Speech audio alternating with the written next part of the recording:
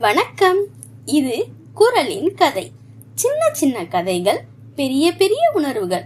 இக்கதையில் வரும் பெயர்கள் அனைத்தும் கற்பனையே. கதையின் தலைப்பு: அண்ணன் நிழல்.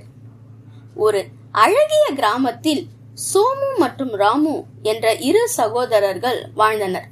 சோமு பெரியவன், அமைதியானவன், பொறுப்பானவன்.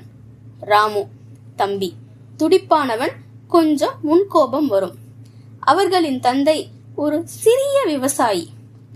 குடும்பம் நெருக்கடியில்தான் இருந்தது. ஒரு நாள் அவர்களின் தந்தை உடல் நலம் குன்றினார்.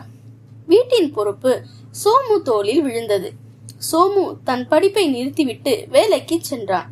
ஆனால் ராமுவிடம் அவன் சொன்னான், நீ படிக்கணும், நம் தந்தையின் கனவு இதுதான். ஆண்டுகள் சென்றனர். ராமு நல்ல மதிப்பெண்களுடன் கல்லூரியில் சேர்ந்தான்.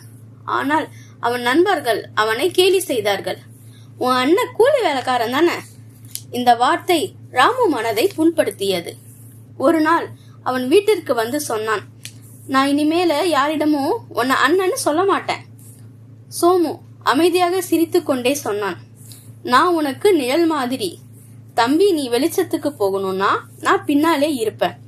அன்று இரவு ராமுவால் தூங்க முடியவில்லை. அவன் தந்தையின் பழைய டைரி கிடைத்தது. அதில் ஒரு வரி: சோமு என் கண், ஆனால் ராமு என் கனவு. அவன் அழுதான். அடுத்த நாள் கல்லூரியில் மீண்டும் நண்பர்கள் கேலி செய்தார்கள். ஆனால் அவன் பெருமையாக சொன்னான், நான் இங்க இருக்க காரணம் அவர்தான். ஆண்டுகள் கழிந்தது. ராமு ஒரு பெரிய அதிகாரியா ஆனான். முதல் சம்பளத்தில் வாங்கிய சட்டை அவன் அண்ணனுக்கு அணிவித்தான். ராமு மெதுவாக சொன்னான், அண்ணா, நான் உயர்ந்ததுக்கு காரணம் நீங்க தான். சோமு சிரித்து கொண்டே, தம்பி உயர்ந்தாதான் அண்ணனுக்கு வெற்றி. இந்த கதை நாம் அறிந்து கொண்டது: உண்மையான அண்ணன் நிழல் மாதிரி இருப்பான். அவன் தம்பி வெளிச்சத்தை பிரகாசிக்கத்தான் வாழ்வான்.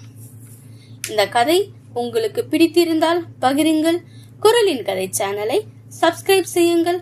மீண்டும் சந்திப்போம் குறளின் கதையில்.